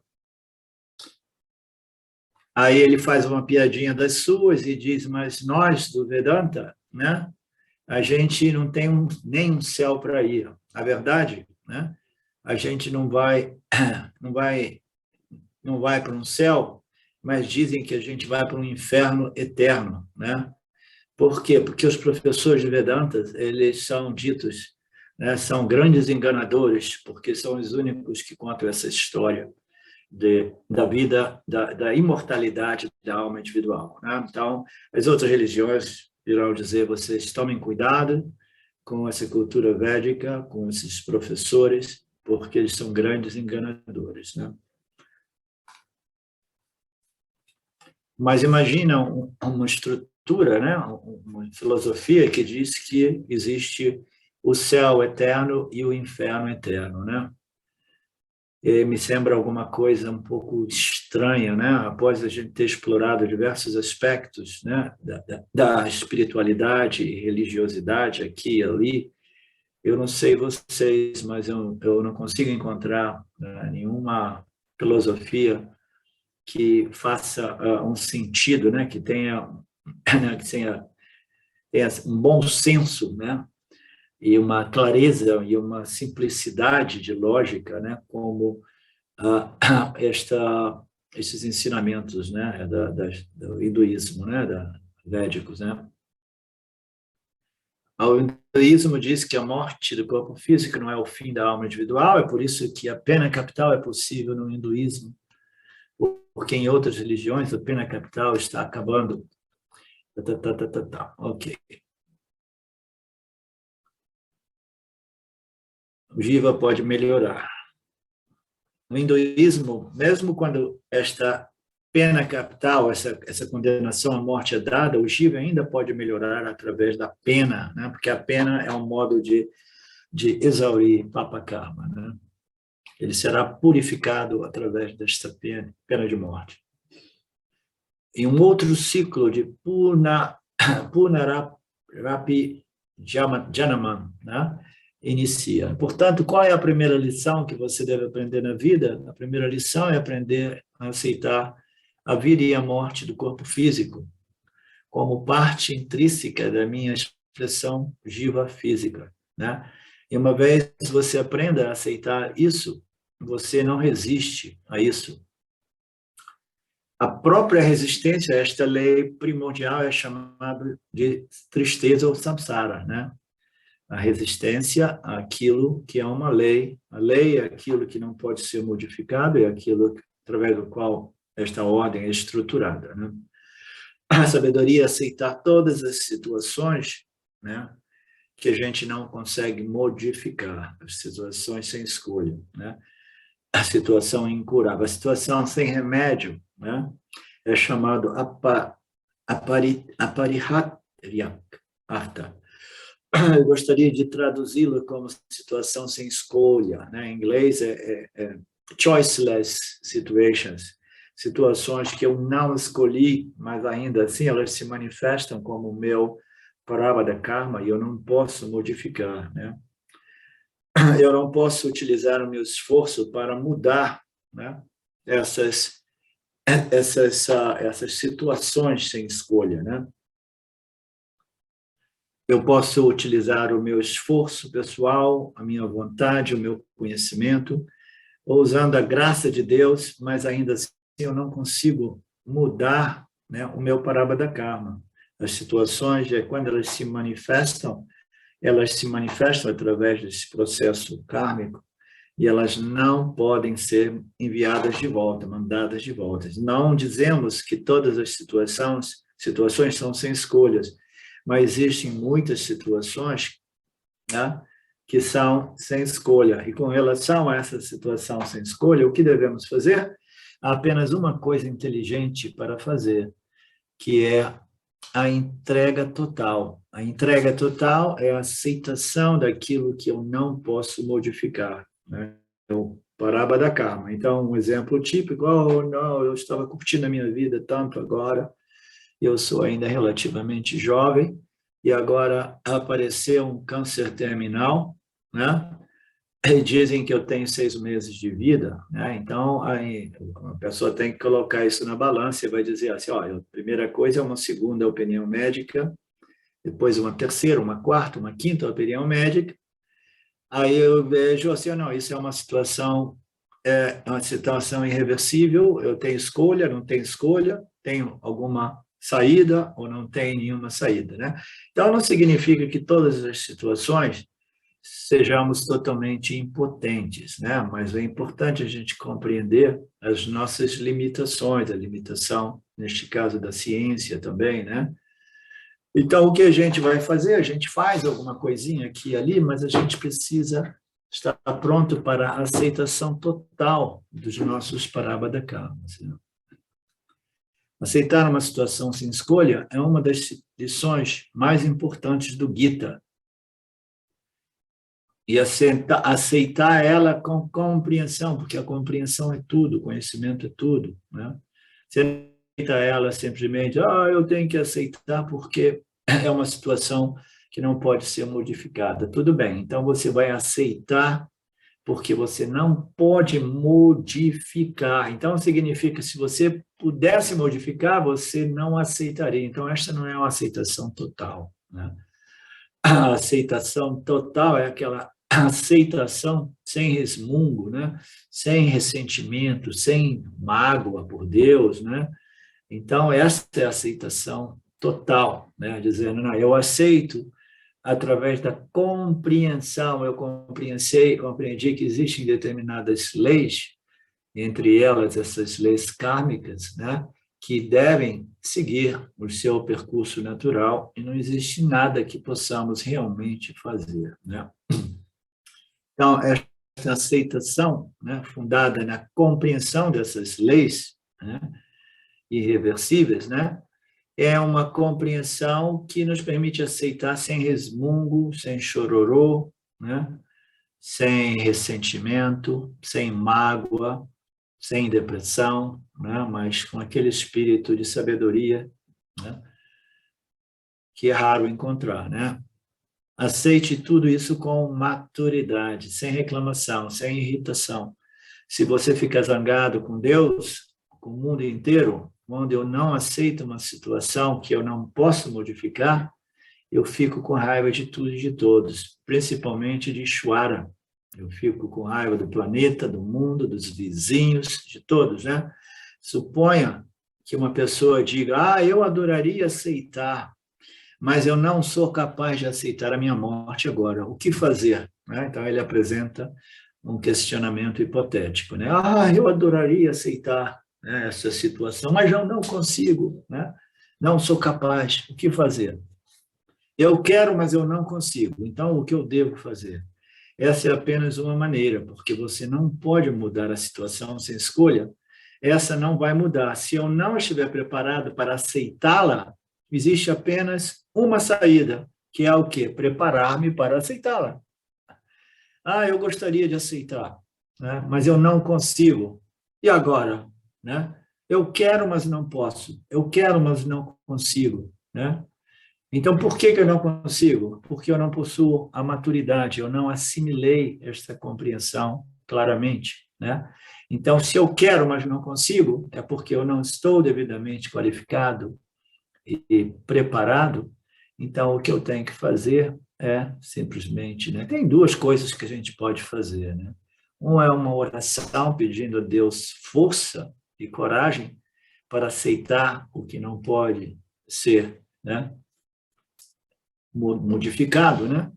E a outra é pedir a Deus, né, pedir a Ishvara, força ou clareza mental, emocional, de modo que eu possa desenvolver essas qualificações que me permitam, né, aceitar a morte do corpo físico, né?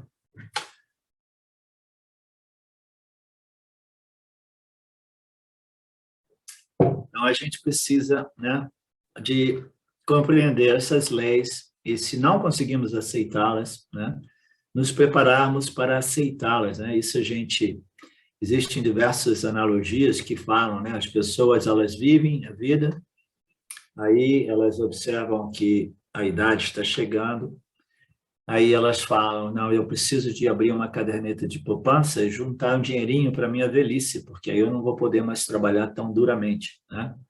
Então, eu vou juntando um dinheirinho para a minha velhice, né? Então, é uma forma de ir preparando para uma situação, né, de impotência, uma situação difícil, né? Então, você vai se preparando, né? Então, você vai se preparando, aprenda a se preparar, né? Primeiro, assimile este fato mediante sobre a mortalidade, né? Você assimila e, além disso, você toma a ajuda da devoção do Lorde Ishvara. Afinal, de acordo com Vedanta, o Senhor não é nada além de seu próprio potencial ou seu próprio poder superior, né? Então, é aquilo que a gente, né, já abordou aqui. Em primeiro lugar, eu compreendo claramente essas leis, eu assimilo, né? Eu contemplo, medito, né?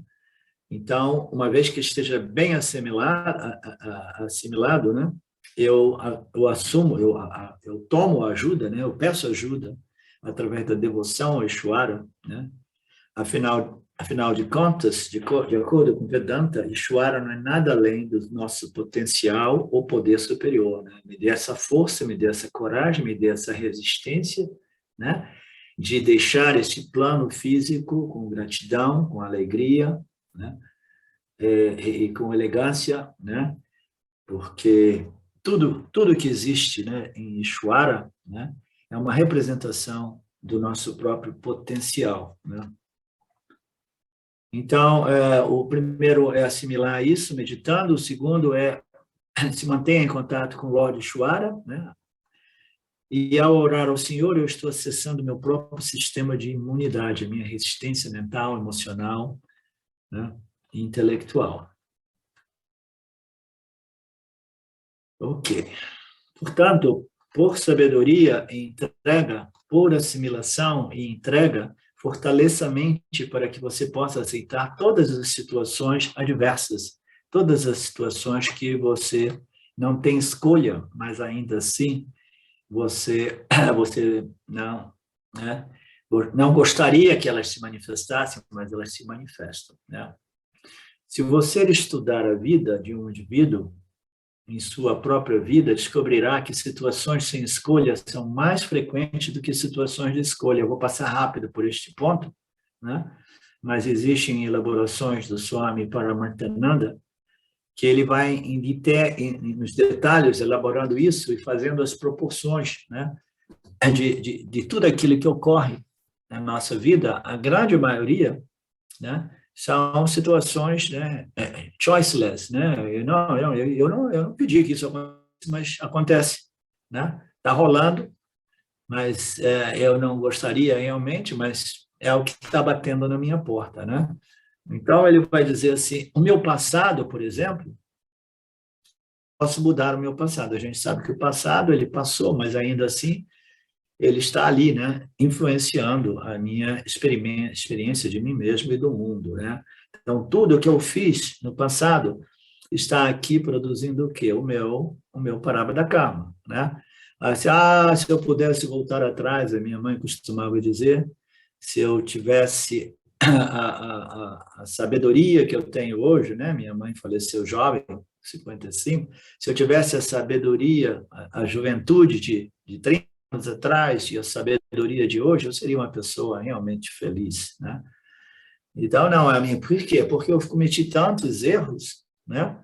E agora eu estou lidando com situações, né, sem escolha, que são as minhas circunstâncias de vida, né? Porque toda ela é com o passado, eu não posso mudar o passado, né? Então, só ali já 1/3, né, das minhas situações de vida, elas vêm do meu passado, né? E eu já não posso mudar, né? Qualquer erro que eu tenha cometido, até mesmo na filiação, a minha data de nascimento, qualquer coisa eu não posso mudar, né? Então ele vai um pouco em detalhe, nos detalhes disso, né? E ele disse: essas coisas são o meu passado, eu não posso mudar e eu preciso aprender e aceitar o meu passado. E qualquer dano que seja feito à minha mente, eu posso tentar recuperar ou mudar, mas o passado não pode ser mudado, né? Então, vocês conhecem aquelas pessoas que ficam presas no passado, como se elas tivessem, de qualquer modo, o poder de viajar numa linha de tempo, voltar, né, no passado e agir de modo diferente, né? Então, não, você aceite tudo aquilo que ocorreu no seu passado, né? Eu sei que no processo nosso de desenvolvimento pessoal, a gente passa por esses mecanismos, né, de arrependimento, de mágoa, de culpas a respeito do que eu fiz para minha mãe, meu pai, meu avô, e sem falar culpa a respeito do que os nossos erros em relação aos nossos filhos, né? Então, tudo isso desaparece sobre a luz dos ensinamentos do Vedanta, porque você compreende que O meu passado não pode ser modificado, é inútil eu ficar nutrindo sentimentos de culpa, né, a respeito do que rolou, tudo isso é karma, né?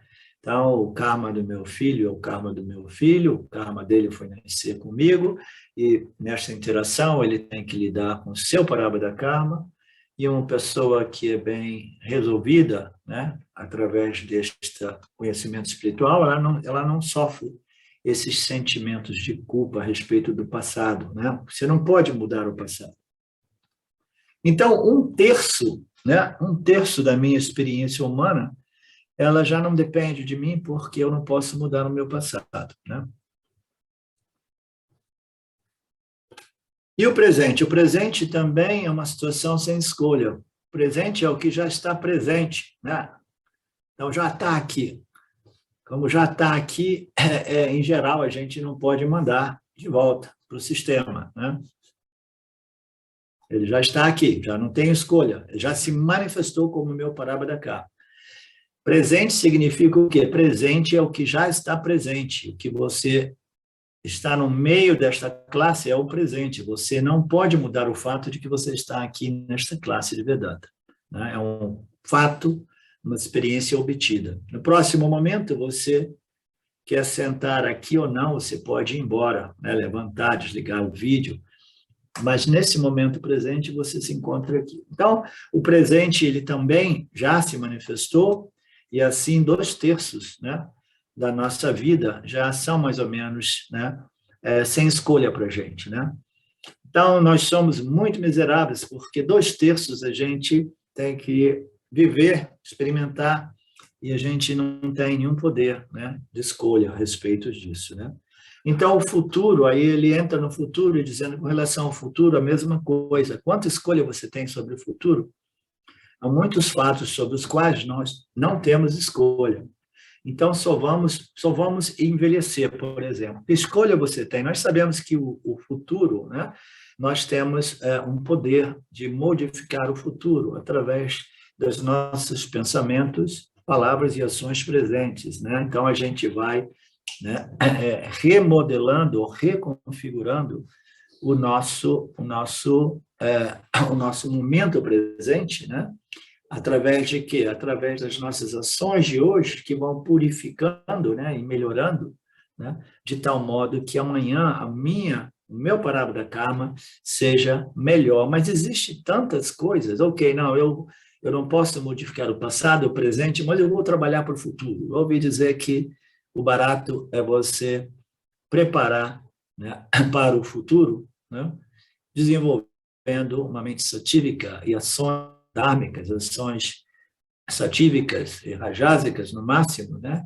E você está preparando para o futuro, desenvolvendo punha espiritual, punha material, e etc, etc. Então, eu estou fazendo alguma coisa para o futuro, mas aí o Swami Paramarthananda, ele volta e diz assim, mas mesmo sobre o futuro, não importa tanto esforço você possa fazer para melhorar o seu futuro, existe, por exemplo, alguma coisa que você possa fazer para interromper o processo de envelhecimento do corpo? Não. Mesmo que você permaneça afirmando diante do espelho, né, de que eu estou sempre jovem, eu estou sempre jovem, eu sempre estou jovem, né, isso não vai modificar o fato de que nós estamos envelhecendo a cada dia, nem mesmo a Carmen, com toda a yoga que ela faz, né, você vê que ela tem essa carinha de jovem eterna, mas a velhice vai pegar ela mais cedo ou mais tarde também, né?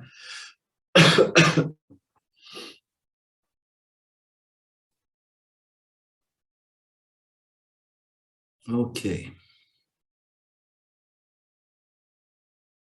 O futuro também, a gente tem pouco poder a respeito do nosso futuro, né? Nós temos uma certa responsabilidade a respeito das nossas ações do momento que irão, né, influenciar o futuro, mas o controle absoluto dos resultados do nosso destino, do nosso parábola karma, nós não possuímos totalmente, né? Então, o passado, presente e futuro, a gente não tem muito poder de escolha também não, né?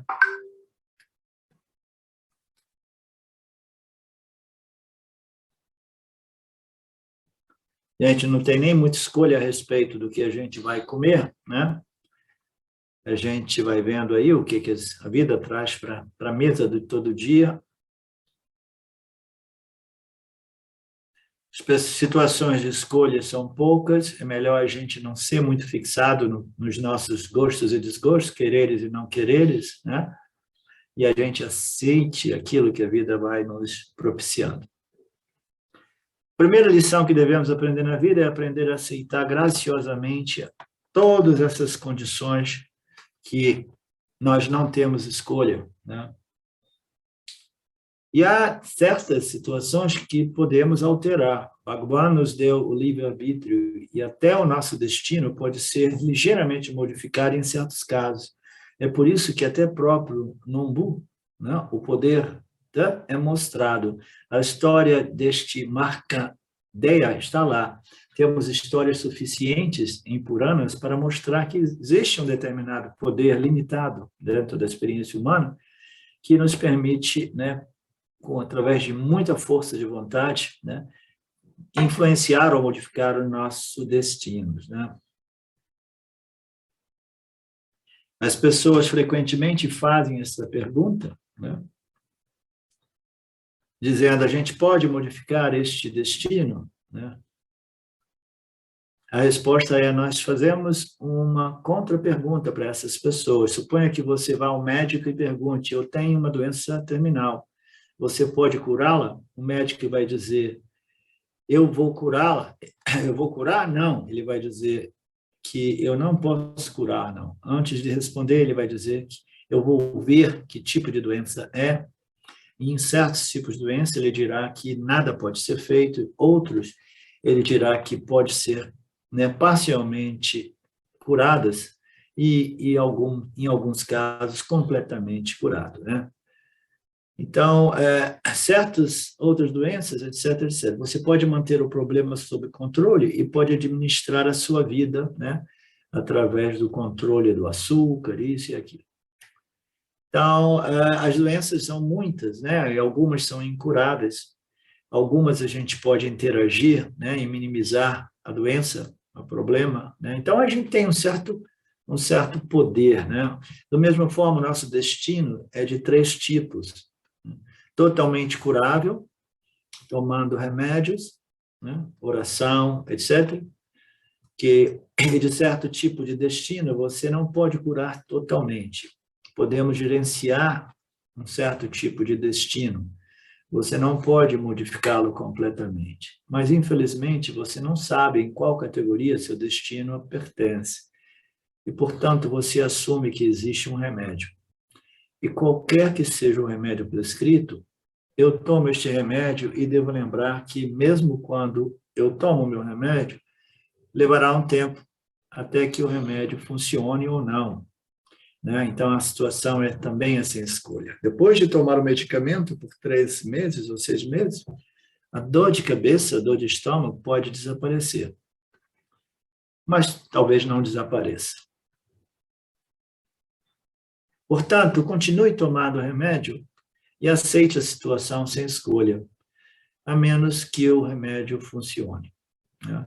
Então, ele está fazendo uma ilustração do que a impotência, né, a pequenez do Jiva em controlar o seu Parabhada Karma, né, é imensa, mas ainda assim a gente faz o nosso melhor, a gente faz o que a gente pode, né? Eu lembrei de uma outra história muito bacana, que é aquele, eu não sei, eu não lembro os personagens, mas eram pessoas adoradores de um desses nossos deuses, né? E fazia essas preces, né, querendo um nascimento, né, um filho perfeito, um nascimento perfeito, né? De tal modo que eles oravam, faziam tapas e diversas práticas, né? A gente está tentando, né, engravidar, ter um filho, e a gente quer um filho realmente, né, muito religioso, muito espiritual. Nós estamos vivendo neste ambiente espiritual, queremos propiciar um nascimento superior aqui no nosso lar, né? Aí o Ishvara, né, o Lord, vendo o esforço, né, a devoção deste casal, ele falou assim, ok, então eu vou conceder um nascimento na sua família. E vocês são exigentes, vocês querem realmente, né, um nascimento superior, né? Eu volto aí já para você, Carmen. Um nascimento superior, então ele disse assim, ok, então eu vou te dar duas opções, né? Uma é um nascimento realmente muito superior, né? Mas aí de vida curta. O seu filho vai viver somente 13 anos, mas vai ser um ser extremamente elevado, né? Ou um nascimento com uma vida longa, né? Mas um ser, né? Mais ou menos medíocre, normal, né? Ou super normal, né? Nada de especial, nada de elevado espiritualmente. Você tem que escolher um ou outro, né?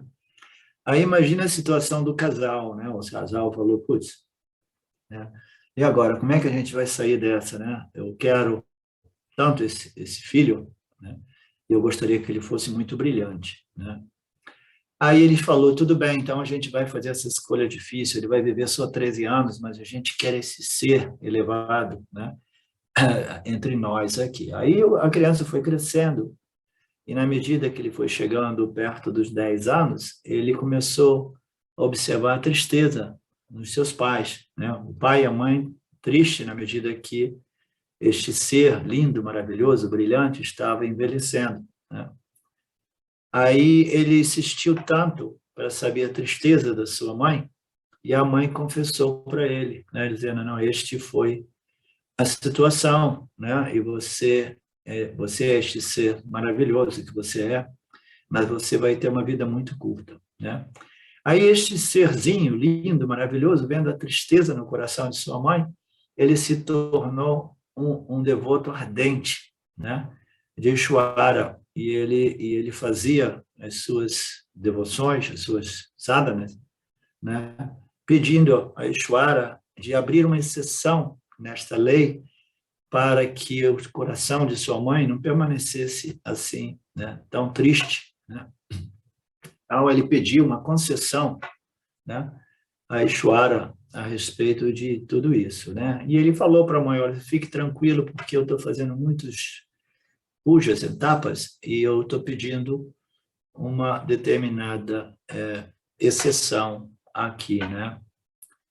E aí o que aconteceu no final da história, né? Que a devoção dele foi tão intensa, tão intensa, tão intensa, que Ishvara, ele simplesmente ele abriu essa exceção e permitiu a ele que ele tivesse uma vida muito longa, né, para a felicidade dos pais deste ser, né? Então, isso é uma ilustração de que a nossa impotência é imensa, né?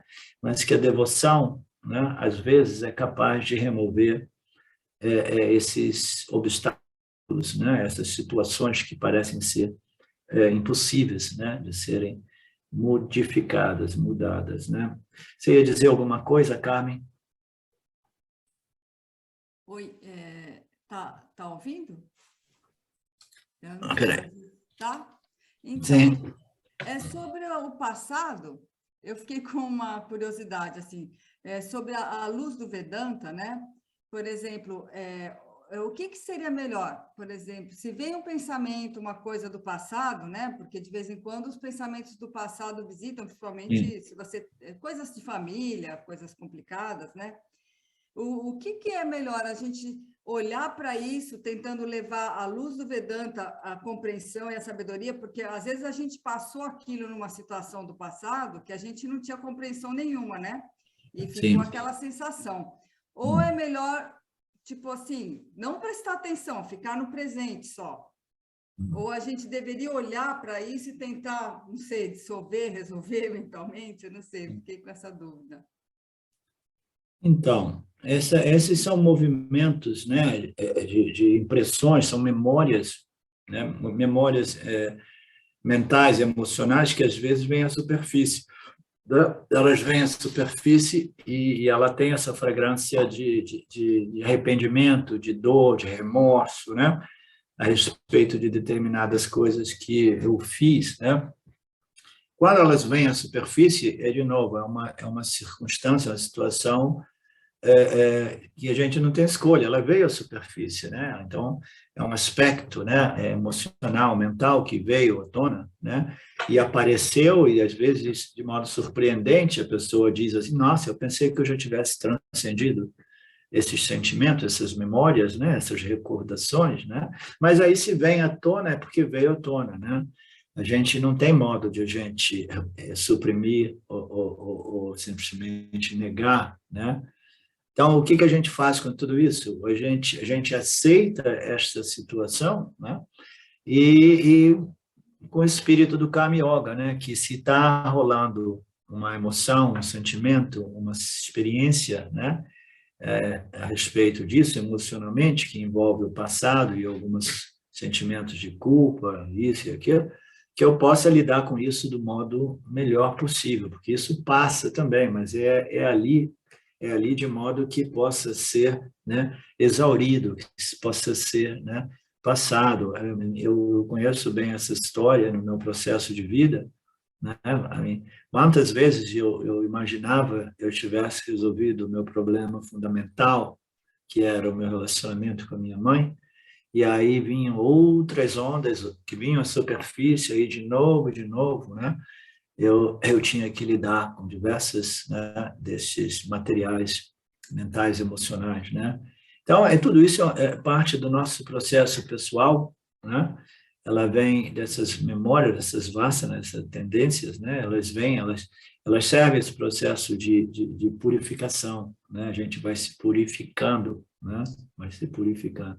Eu tive uma experiência curiosa, recente, eu fui fazer essa situação, esse procedimento médico, fiquei doente, e eu tenho experimentado a mim mesmo de modo muito estranho, não sei o que é, né? Tem sido 2 semanas estranhas, meio difícil, que eu até comentei com a Silvia, que eu experimentava alguns sentimentos e emoções que eu pensei que não existisse mais dentro do âmbito dessa experiência humana aqui, entendeu? E, de repente, você vê essas coisas, a gente é um saco de químicas, né? Um saco de vasanas, e, às vezes, a gente não sabe, né? O que é que se manifesta, né? Então, quando se manifesta, a gente observa isso sob a luz dos ensinamentos, mas sem querer negar ou oprimir, né? Simplesmente, se necessário, a gente fala, ok, eu sei que tudo isso é parte desse processo de purificação, né? de esgotamento, né? Purificação mesmo, né?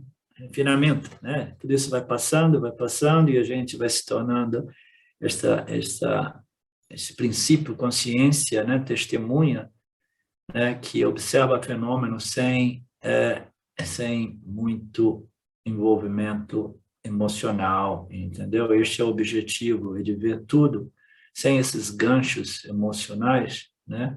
Com um sentimento de paz, né? De equanimidade, que não é sinônimo de repressão ou opressão de determinados sentimentos ou emoções humanas, né?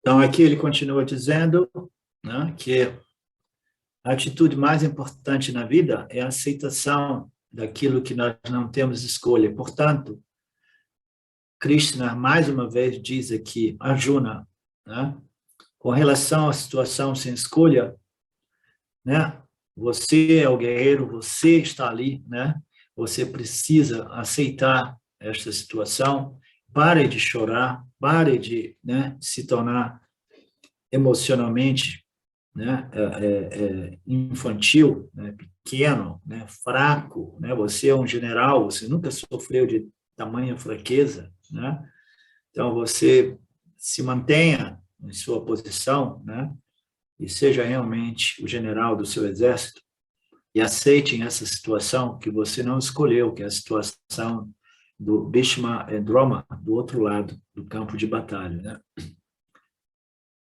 Portanto, a vida de todos nós é uma série de ações e aceitações, né? A gente age apesar, né, das circunstâncias, né, que não estão sob o nosso controle absoluto. A gente age, né, e a gente aceita os nossos parabhada karmas e os resultados de nossas ações, que não dependem exclusivamente de nossa intenção, o conhecimento, ou melhor, das ações, né? Tudo isso depende de Ishvara, né? E a gente vai desenvolvendo o quê? Se a gente não pode mudar aquilo, a vida, aquilo que é o parabhada karma, a gente pode mudar o quê? A gente pode mudar a nossa condição mental, emocional, intelectual, né? Preparando-se, né? Nos desenvolvendo esta capacidade de equanimidade, né? Que nos permite aceitar as situações adversas, né? De modo elegante, de modo sábio, né? A vida é uma série de ações e aceitações. Onde está o espaço para luto? Né? O Krishna está dizendo. Ou você age, ou você aceita, né? Então, a gente age, né? Até que ponto a ação é uma negação da aceitação, né? Ah, não, se você age é porque você não está aceitando. Não, não necessariamente. Você age apesar da sua impotência, né, em não poder modificar determinadas circunstâncias e eventos, né? Então, você age, né? Você aceita e age, né? A sua aceitação não necessariamente significa a inação, né? A vida é uma série de ações e aceitações. Onde está o espaço para o luto? Ou você age, ou você aceita. Agir ou aceitar. Um dos membros da família tem problema de comportamento, então vamos lá tentar corrigir essa pessoa, né? Ele fala, não, você tem que simplesmente, né, aceitar. Né? Meu marido jamais muda, né? As piadinhas do Swami Paramarthananda, ele recebe essas reclamações dos maridos e das esposas, né? Ele diz, a minha esposa não tem jeito, ela não muda, né? Aí ele vai ouvir a história do lado da esposa, ela vai dizer a mesma coisa, meu marido não tem jeito, ele não muda, né? E ambos querem que o outro mude, né? E ele fala, se você não pode realmente mudar os outros, né? Que você mude a você mesmo. Como? Desenvolvendo essa resistência, essa capacidade de aceitar, né, aquilo que não pode ser mudado, né? Então, ele diz, aceitem um ao outro, né? Deixe-o aceitar a você, essa é a única maneira, né, para a gente viver de modo feliz. E a gente volta amanhã, a partir desse verso 28, que diz, Arjuna, todos os seres são imanifestos no início, manifestos no meio e imanifestos no final. Qual é o propósito de sofrer por eles? Né? Esse é um verso bacana, muito famoso. A gente começa dele amanhã. Ok? Espero que vocês tenham curtido a aula de hoje. E a gente dá continuidade amanhã. Okay? Alguma coisa? Alguma questão? Obrigado, Betânia. Om Purnamada Purnamidam Purnamudachyate Purnasya Purnadaya Purnameva Vashishyate Om Shanti Shanti Shanti. Obrigado, Felipe. Obrigado a todos vocês do Vedanta Brasil. Namastê, até amanhã, queridos.